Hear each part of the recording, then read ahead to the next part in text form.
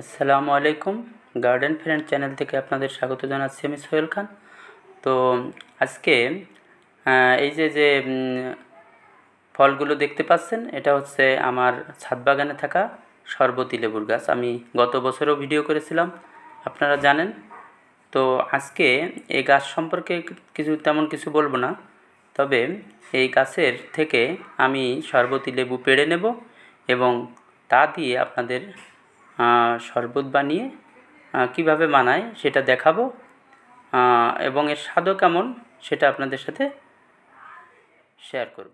আমি আমার এই যে শরবতী লেবু দেখতে পাচ্ছেন, এই শরবতী লেবু গাছ থেকে একটা লেবু পেড়ে নেব এবং এটা দিয়ে আজকে শরবত বানাবো এবং সেই শরবত আমি এবং আমার 2 ছেলে খাবো এবং দেখবো যে এর টেস্টটা কেমন। তো সাদিক, জোরে বলো জি। জি। হ্যাঁ, এই তো তুমি ক্যামেরাম্যান, তো তোমাকে এই যে আমরা একটা লেবু ছিটতেছি, 2টো ছিললে ভালো হয় না? 2টে লেবুতে এই যে 2টে লেবু আমরা ছিঁড়ে নিলাম। তো এই যে 2টো লেবু ছিঁড়ছি এবং এটা দিয়ে আমরা শরবত বানাবো। বলেছিলাম যে আমার গাছের এই শরবতী লেবু দিয়ে আমি এই শরবত বানাবো, আমরা 3 জনের সেটা খাবো। তো এই যে দেখুন, আমি প্রথমে কোয়া ছাড়িয়ে নিচ্ছি, সে দেখাও। অত্যন্ত পাতলা এই কোয়াগুলো, খুবই পাতলা, খুবই রসালো, মানে এত রস, অত্যন্ত রসালো। এই দেখেন একেবারে কমলার রসের মতো রস। এই যে, তো আমি এখন যেখানে দিচ্ছি দেখাও।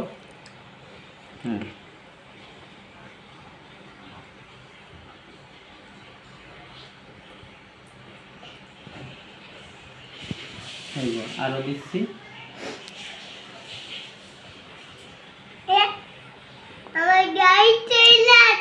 হ্যাঁ, গায়ে চলে আসছে আয়ানের, সেটা বলতেছে। দেখেন কি পরিমাণ রস দেখা যাচ্ছে।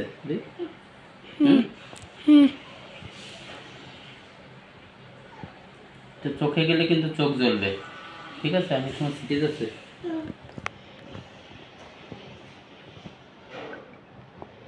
এটার স্বাদ একটু টক টক, মিষ্টি মিষ্টি, তবে চমৎকার একটা ফ্লেভার আছে। এই ফ্লেভারের কারণেই হচ্ছে মূলত এই শরবতটা ভালো লাগে। এখন আমরা এর মধ্যে চিনি দিয়ে নেব।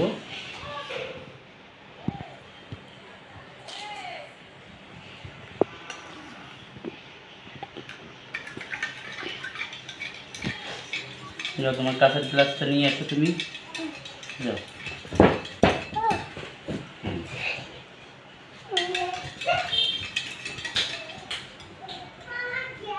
এই যে আয়ান, ওই যে গ্লাস, ওই যে তোমার গ্লাস, ওই যে আচ্ছা আচ্ছা আচ্ছা, এই যে এটা অবশ্য ময়লা না, এটা হচ্ছে।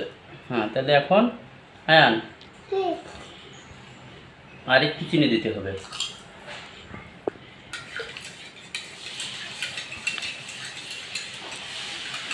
হ্যাঁ, এই যে তৈরি হয়ে গেল আমার সুস্বাদু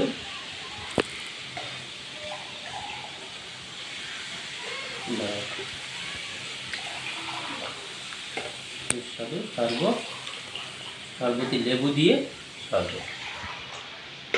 তো এভাবে আসলে মূলত আমার ভালোই লাগে যখন আমার ছাদ বাগান থেকে আমি কিছু সংগ্রহ করি এবং তা দিয়ে নিজেরাই কিছু করি এবং আমরা সবাই মিলে খাই তখন।